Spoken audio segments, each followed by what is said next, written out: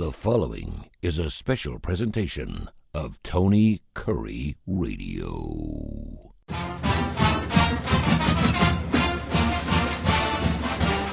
Welcome back to another UAB Director's Chair. He is Mark Ingram to the left-hand side of the YouTube channel here on our brand new Tony Curry YouTube channel. Of course, wherever you hear this show on every major industry, you can podcast this show if you don't want to watch. I don't know why you wouldn't want to see these two big, beautiful faces here, Tony Curry and Mark Ingram. Why? We call it the UAB Director's Chair because, of course, he is the UAB Athletic Director. Mark, how you been, brother? What's going on? I'm excellent. Tony, how you been? Little pep in your step after this past ball game. UAB had dropped 4 straight, and of course they come out of the barn on fire. I'm not sure how many yards they put up. I didn't look, but 56-35, and of course you had your Children's Hospital game going on as well, and it was just a fantastic win. Everybody was happy after that victory.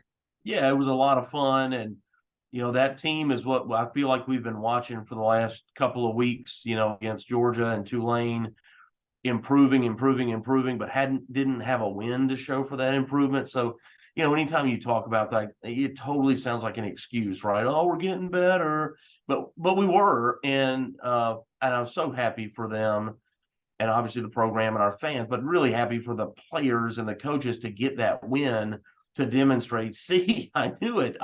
We were getting better, and they did. So yeah, that was a ton of fun, and really, the game wasn't as close as the score indicates. And I don't say that to beat up on South Florida, but, we put all of our starters at both sides of the ball almost the entire fourth quarter.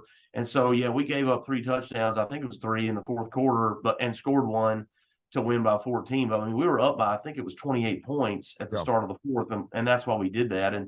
And so, yeah, a big win, and certainly a decisive win, and fun to watch. An interesting matchup this weekend against a team that's also got a losing record. They're 2-3, and UTSA, and we know about UTSA, and they're actually favored by 9.5 in this game. A team that's only lost a couple of games by 1 score, and so this team is much better than their record at 2-3. The only thing I would be a little concerned about is UAB has given up 35-plus points in their last 5 ball games. Offensively speaking, yeah, they put 21 up against a Georgia squad who's got lights out, a great defense, and we know they're going to score. But defensively speaking, where's this football team out? Yeah, well, San Antonio ought to be favored. You're talking about the back-to-back Conference USA champion. We're playing at their place, which is really loud. The Alamo Dome is really loud. Their crowd should be good. It's a night game. That will be helpful for them to get numbers there. We do better, at night, particularly with our students, which is, again, where a lot of the noise comes from. And they've beaten us the last 2 years. They ought to be favored, right? Yeah. And so I have a lot of respect for what they've done. Their coach is really, really good. Their quarterback is fantastic. He had a great, he met the 2 games that I think they've lost 3 games. Yeah. Houston, Tennessee, and Army. Mm-hmm. But their quarterback did not play against Army or Tennessee. And I don't know if the outcome would have been different, but just, when you're looking at their record, you got to know the full picture there. Yeah, they lost to those 2 teams, but they didn't have their starting quarterback, who's probably the best quarterback in the league, or considered going into the season was considered the best quarterback in the league. I think Jacob Zeno is playing fantastic football. But again, going into the year, he basically was unmeasured against a guy who's a veteran there in San Antonio. Is really efficient, really hard to get on the ground. He's a good runner. Just, again, does a lot of really good things. So it's a tough game for us. There's no question about it. Defensively, again, as I mentioned, talking about the South Florida game in particular, we gave up 35 points, but again, we let them. They scored 3 touchdowns in the fourth against our second string. So I don't really. It's kind of like almost like San Antonio and their quarterback. A little bit of an asterisk there on how many they scored. Tulane scored on basically the last play of the game, a touchdown. It was 28 points, and they were right there, to get to 35. So not quite that. But look, the facts are what they are. They scored and we didn't. So I think our defense played a ton better against South Florida. Again, look at the first 3 quarters of that's our defense that you're worried about or concerned about or asking about is what did we do the first 3 quarters? And we played really good football defensively, and we gave our offense great field position. We had some takeaways and gave our offense great field position to then go look really good. Not taking away from the offense either, but a lot of the offensive success should be credited to how well the defense played. UTSA, the game's at 7:00 coming up this Saturday night, and again, favored by about 9.5. Should be a nice game for UAB, and love to see them improve again and perhaps get to their third victory this season. He's Mark Ingram, UAB Director's Chair. We've talked a lot of NIL on the show, and I know that I have to ask you these questions, but it's always fluid and developing. An NCAA subcommittee in charge of examining the rules that dictate how athletes use their name, image, and likeness rights to make money are meeting a little bit later on this afternoon. The notes on this particular thing, potential changes that would give schools the clearance to find deals for athletes, review contracts, help them with preparing taxes, provide resources such as cameras or graphic designers for athletes to complete their end of marketing deals. The proposed changes have not been finalized. It's not clear if and when these guidances would be adopted, but the changes would potentially eliminate some of the uncertainty about how much athletic departments can help athletes seen in the first 2+ years of college sports NIL era. I know you know about this meeting going on today. What's your thoughts on this? And it sounds like it's a good thing that the athletic department can be more involved in this NIL situation, but it's also more resources that you're letting go too. What's your thoughts on it? Yeah, well, I'm great with most of it, and most of it really, Tony, we're already doing. Like, we're already trying to help kids with taxes in terms of like financial literacy education, but we're not processing their taxes. We're not doing their taxes. We're not hiring an accountant to do their taxes. I don't know if this legislation would allow that. I'm not in favor of that. Nobody hires anybody to do my, I help. If I need help with my taxes, I either do it or I ask for help, which I pay for. I think there's some owners that I think the student athlete has to have some ownership here. But we're doing things like financial literacy. We have a place where a kid could go take photographs if they want. I don't know that we use it for that purpose. We do it for our own internal purposes in recruiting and our own backdrop for photo shoots that we do with our existing team, for our media guide and that sort of thing, game program, website, that kind of stuff. But we have that space. So a lot of it is not that hard or that different. The part about being able to help them get deals is good and bad. So the good part is right now, the NCAA, a very popular term, when you see an infractions case, is a lack of institutional control. Mm-hmm. If you are found to have a lack of institutional control in a particular area, that's kind of the most damning thing that the NCAA can hit you with. That term is something we're all afraid of, lack of institutional control. That basically means like, I'm not paying any attention. Y'all are doing what you're doing over there, and I don't have any idea. No, it's not a big deal. That's kind of what it suggests. NIL, the rules that exist around NIL right now, to me, put us in a position to have a lack of institutional control because it's required. You can't have institutional control. And so it is opposite how we've governed ourselves our entire existence with the NCAA, as an organization, which is all the schools. And so I'm in favor of having some oversight to make sure that it's, there's not anything, crooked. I'm not sure what crooked is anymore on that topic, but we've got to have, I'm in favor of us having some oversight. What then I get concerned about, so here's the downside. It's always a dark side. Of the big budget schools, now they're going to hire a whole team of people to try to go get deals for people. Sure. Right. And so there's only so much money in the marketplace. How much money is there in the marketplace? NIL collectives are already competition for the athletic department. So you have, and tell me what's more important. You get a fan who says, if we don't give to NIL, we're going to lose that player, or we got to have great players, or we're not going to have a good team. I agree with that. And then the season goes around and we have that great season. Well, if we don't pay that coach, we're going to lose that great coach. What are we going to do? Well, you gave the money to the player. Remember, we gave all that money to the player. So that money that we want to give the player, the fans or whomever gave it to the player instead of the department. Now I don't have the money to go pay that coach that you say we also can't lose. So what do you want me to do?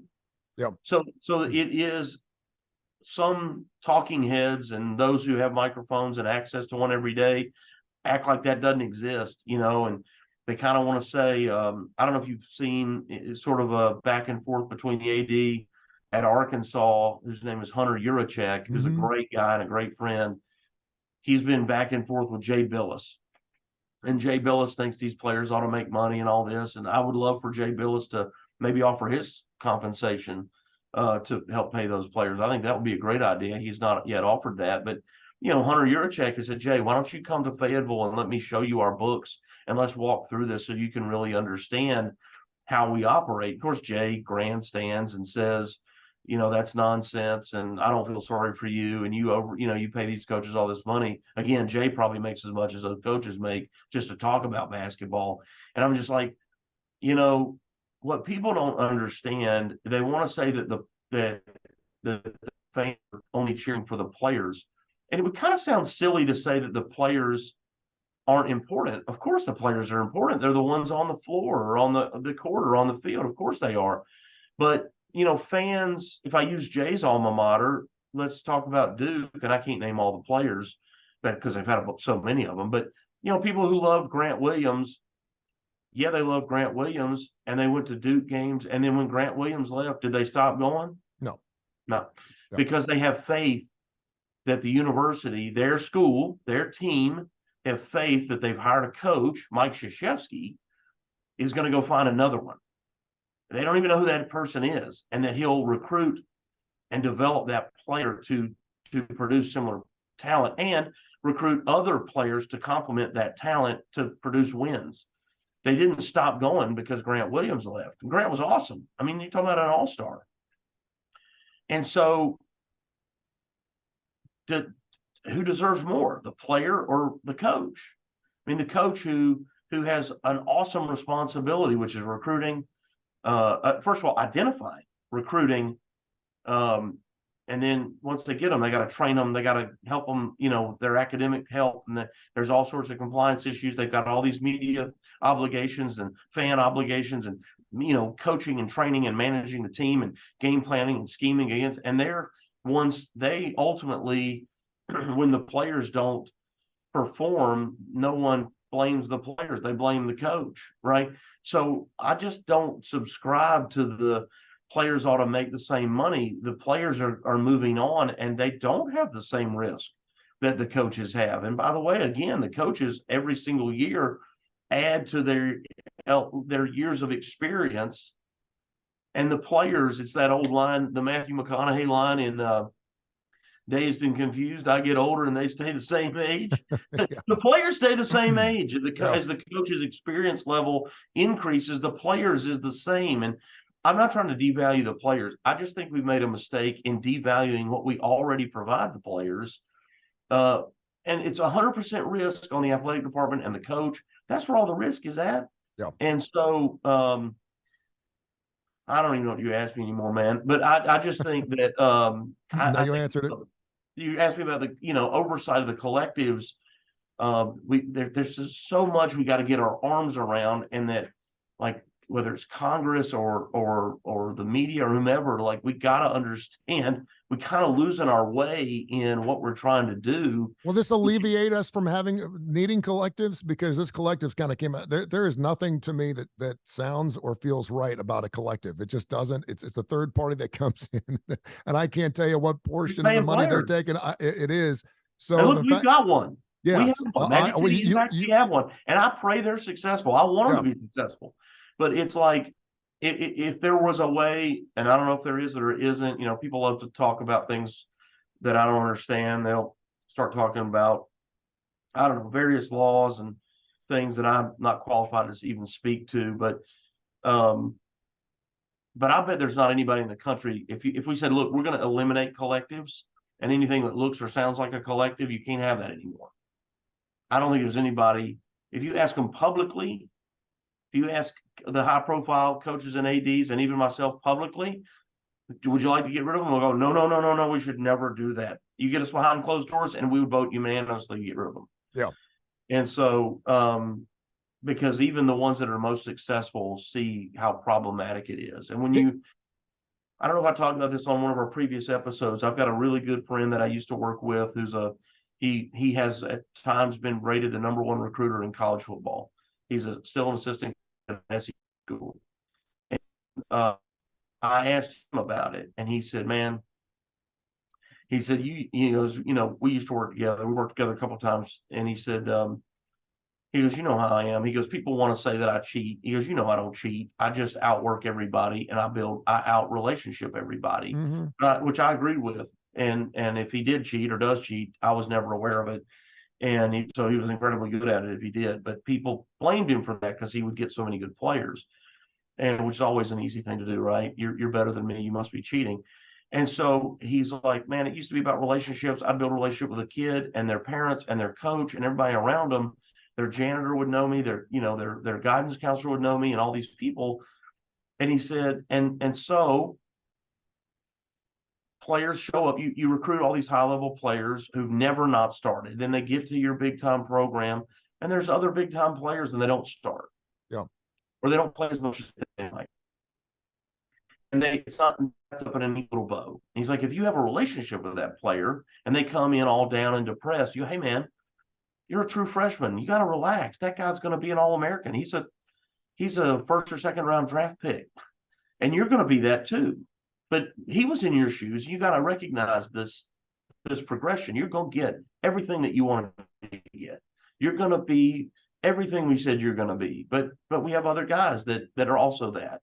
And so just take a deep breath. And if you have a relationship with the player and their parents and the coaches and all that, it works. Because you build trust. But now when I come to you and I go, "Tony, we're going to pay you $100,000. And we just want you to come to our school and we're going to pay you $100,000. And then you go, "Oh man, coach, that's great. Well, the school down the road says they're going to give me 110. Okay, we'll give you 115. Oh, now this other school's entered the picture and they're going to give me 120. Okay, we'll give you 125. Well, the other school said now they'll give me one. So now you're in a bidding war." And then what he said was, and he goes, "And now you got to start asking yourself, do you even want to win? Yeah. Do you even want to win that? Because now, okay, so they choose you. You win. And so you get the player, but it's totally transactional. You pay the player, and again, that doesn't mean they're going to start. They're playing behind other great players. And so now you don't have a real trusting relationship. Your relationship was totally based on a transaction. They're not happy. They're in the portal to go get their second payday." And he's like, he goes, "It's just, you can't really develop people." And so a lot of coaches are starting to recruit the portal and even if they're paying them to get in the portal, "Tony will pay you. If you get in the portal, we're going to pay you this," which is illegal, but that's all that is happening. I mean, we got guys from our team that are now starting in big time places. They got paid to get into the portal, and they got paid and whatever. And so, but once you're in the portal, you've transferred. You can only transfer and play immediately once. You can petition, but it's hard to get that waiver on the second time, the second transfer, if you didn't have a coaching change or like a real. Both my parents were killed in a car accident. And I need to go back home to be with my siblings. Like a real tragedy, which you obviously you're not hoping for, right? But I mean, that's what coaches are recruiting the portal, which is crush high school recruiting, but because they know you're kind of locked in now. Now we're developing you and trying to make you what we thought you could be. He's Mark Ingram, the UAB athletic director. This is the UAB Director's Chair. You can hear it at least 5 times a week right here on the TKR app. Get the TKR app. There's 3 letters. You're good to go on Android or Apple. And, of course, also watch us here on the YouTube channel, Tony Curry Radio, TonyCurryRadio.net, info@TonyCurryRadio.net. If you want to send some email questions, we'll answer those right here on the show as well. Can you talk briefly about financial literacy? You brought that up a little bit earlier in your answer.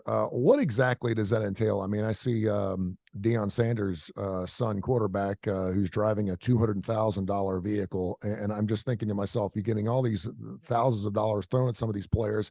I remember what I was like when I was 18, 19, and 20. My mom and dad were still doing my taxes. But just talk a little bit about what UAB does for their student athletes when it comes to financial literacy. Yeah, we have a great partnership with Regions Bank right here locally. And they send representatives over here. We've got great relationships with a number of the banks, but Regions is who provides this for us. And they come in and they meet not just with our student athletes, but any interested staff. And the conversation is mainly around taxes. It's understanding that hey, when somebody said they're going to pay you $100,000, you understand you don't have 100,000, right? Trying to help them understand what tax bracket that would put them in and how much are they actually going to take home. So you don't have 100 to go spend. You have, based on however much money they may be making, here's roughly the percentage of money. Here's what you actually have. And you've got to be, do you know what a W-2 is? Do you know what what are I-9 forms? And just trying to have some conversation with them that they probably, have not had before. And so, and understanding where their resources are to get tax help and how to do that. And, whether it's using TurboTax or whatever, but some people are some what I would call true NIL, deals are some of these partners are trying to help also with that by withdrawing taxes on the front end before they pay them. But so we just sort of explain that. I mean, that's at a high level, that's what it is. It's a tax conversation. Gotcha. To help them not get to a place where wait a minute, they said, I got 100. I went and spent 100. What? Because I can't help them with that. Yeah. Right. When they owe the government $25,000-$30,000, I can't help them with that. Yeah. You're a classic rock guy. Let's get serious here. Big show this past weekend, Saturday in Indio, California, where they have Coachella. It was a show that a lot of people didn't think was going to happen because it was such huge names: Iron Maiden, Guns N' Roses, AC/DC, Ozzy Osbourne, who of course bowed out in place of Judas Priest. A lot of people love that. Tool and Metallica played on Sunday night. 84,000 fans spent at least $599 and then some. Some there were like $6,000 or $7,000 packages if you wanted to stay on premise, and it was evidently just a killer. All six bands this past weekend, but on Friday night to kick off the show, Iron Maiden, Guns N' Roses, and Iron Maiden's not known to be playing in the United States. They play in Europe a lot, and they play a lot of arenas, and they're very well received there. Guns N' Roses, obviously, you just saw them a couple of years ago. But evidently, Iron Maiden, Guns N' Roses played over 5 hours on Friday night, but didn't play any of their hits. They did more of an introspective feel to their music where they were just playing deep cut after deep cut. Obviously, there were a lot of peripheral fans that weren't huge Iron Maiden or Guns N' Roses fans that were just there for the festival like you have whenever you have an open air, something like this. But a lot of fans weren't happy. I wanted to get your thoughts. I remember seeing Warren Zevon, of all people, down at Work play, and I also saw who was it? I saw down there. I forget the other artist I saw, maybe Steven Stills, where it was just an intimate setting and they decided that they want to play their hits. Warren Zevon didn't play Werewolves of London, which of course was his big song. He's like, I don't play it anymore. It's not what I'm about. And obviously fans were dismayed by that. Your thoughts on that? When you show up to a show, what do you expect to hear? Well, if Warren Zevon didn't have Werewolves of London, what did he have? Yeah. And Lawyers, I only know you yeah, because of Werewolves of London. Yeah. And you're well past your prime, and I want to go show you that I love that song and thought you were great. And I remember the time when I was driving in that car with my buddies and that song, and that before that football game, that after that game, that we were going on that trip, and then you don't play it. Yeah. I can't stand it. Now, I do think this. You've been talking about that concert, but for like 8 months. Yeah. And I hate we couldn't go. I know, right? Man, if Guns N' Roses or especially Iron Maiden didn't play their hits, that would be a bummer. And I do think it's kind of cool when people play when they cover somebody else's hit. Mm-hmm. That's kind of cool. I'm into that. I don't want to hear a whole show of it. Like, I don't want to hear Guns N' Roses go play all AC/DC songs, though that would be kind of cool, actually. But, this is not classic rock, but a great performer. I took my wife to see Justin Timberlake 10 years ago or something, and he was awesome. And he played a couple of Elvis songs because he's from Memphis. And he played a couple of Michael Jackson songs because he was a huge Michael Jackson fan. He's got enough hits of his own at this point, to fill up the show. But that was kind of cool. Yeah. And I've seen Zach Brown do that. He plays a few covers. I think that's kind of fun. A couple. Give me a couple. But I don't, I wouldn't want a whole show of it. But man, yeah, to go. Guns N' Roses had 2 albums that I didn't love, and it was Chinese Democracy, which took them an eternity to put out, like a decade or more to put that album, might have been 2 decades to put that album out finally. And also the Great Spaghetti Incident, which they did roll out in their prime. They had like one hit on that album. When I saw them, I want to tell you, they played like 4 songs from those 2 albums, and I didn't know any of them because I just didn't love I don't know why, I just didn't love those albums the way that I love the other ones. And there was only one song they didn't play, which is the song "Don't Cry," which I love. But so I wasn't bummed out that I didn't hear that one song, because everything else, man, they played their full catalog of hits. Yeah. But there was like 4 songs that I couldn't sing along with. I think part of going to the concert, right, is singing along with the artist, and like my group and everybody around, we're all singing it, and that's part of the fun. Gosh, I'd be totally bummed if like I only know a few Iron Maiden songs. I kind of like Iron Maiden. I like the image of Iron Maiden. I like what they like. I totally respect their success, but I really only know a few songs. If they didn't play those few, I'd be out there like, yeah. And I think a lot of fans were. I think they were there. Obviously, in a perfect world, you loved all 6 bands that played. AC/DC obviously played 25 songs on Saturday night. They don't play Back in Black. Yeah. They don't exactly. play Thunderstruck. They did. They played every single hit they had, man. I mean, they got after Yeah. it. Now, of course, we're waiting to find out if, in fact, they're going to be playing some more shows as they celebrate their 50th anniversary. So great stuff, my friend. All right, my man. UABsports.com, UABsports.com for tickets and anything that's UAB. Go Blazers. Go get them this weekend against UTSA, and we'll catch them next week. Yeah, man, look, we got a big one against San Antonio this weekend, and we come back home and play Memphis for the Battle of the Bones, people. There you go. Don't forget, at 11 a.m. back here at Protective next week. Gonna need you, because now one great thing, even though it is an early morning kick, Alabama and Auburn play later in the day. So anybody that's out there listening that likes to catch those guys on TV, I get it. That's cool. But please come support the Blazers and bring your friends. You can still get home in time to see both of those games after you cheer for us too. So hoping for the best. And we got basketball right around the corner. Yes. Thank you, sir. All right, man. Thanks, everybody.